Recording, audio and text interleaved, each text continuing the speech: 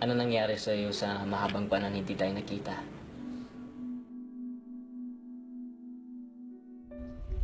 So orphanage ako na malagi. Matapos namin magkahiwalay ng tatay ko. Pero hindi rin ako nagtagal sa orphanage. Hinanap ko ang buhay na nararapat para sa akin. Saglit lang ho!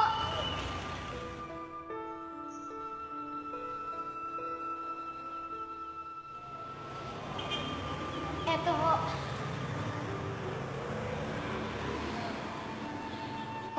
Laki kayo nito. Bata, sandali!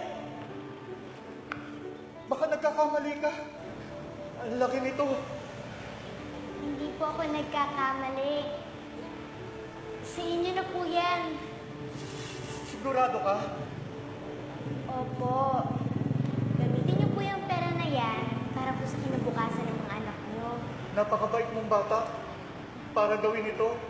Sandali, bata. Ito lang may ibibigay ko. Naway pagpalain ka ng Diyos sa kabutihan loob mo. Salamat ho.